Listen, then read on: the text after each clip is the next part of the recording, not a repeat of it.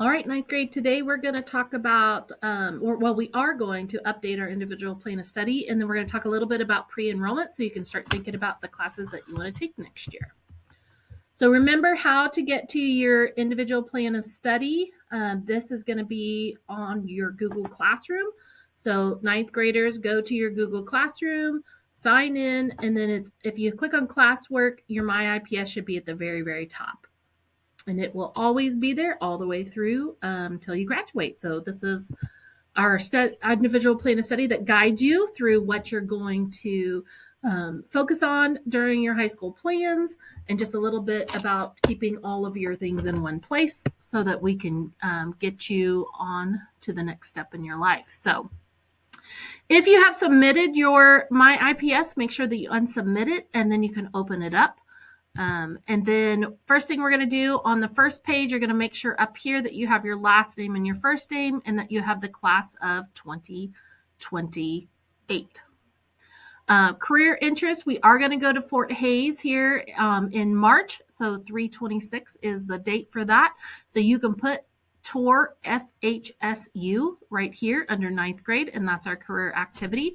If you've done anything else, gone to a career fair, gone to another college, anything like that, you can also list that there.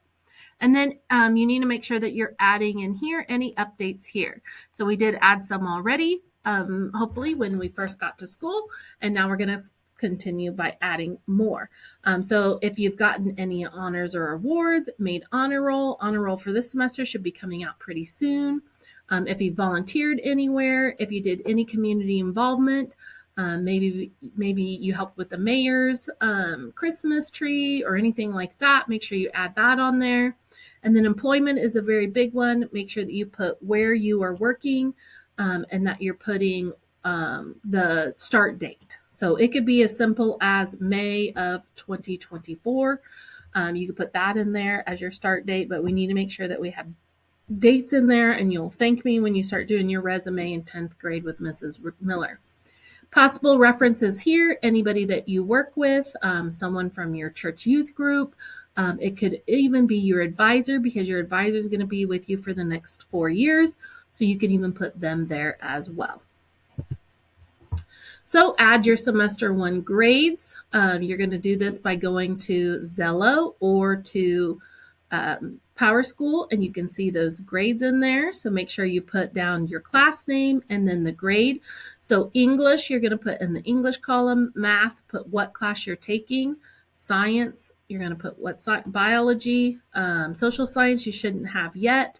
PE health, so you put PE and then put your grade there. Fine art, this would be anything taught by Mrs. Bowley, anything taught by Mr. Kiesling, and then Mr. Emmy has photography and graphic arts. So you do have to have 1 credit there, and you need 2 semesters of that. So make sure that you're putting those down there. If you took computer apps, and then your electives, any electives that you have there as well. And then do put the grade in the semester 1 grade column. We'll do semester 2 when we come back next year.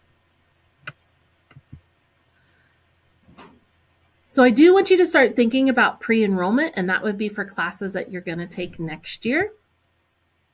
English 10, physical science, world history, and then your math are the 4 classes that sophomores need to enroll in.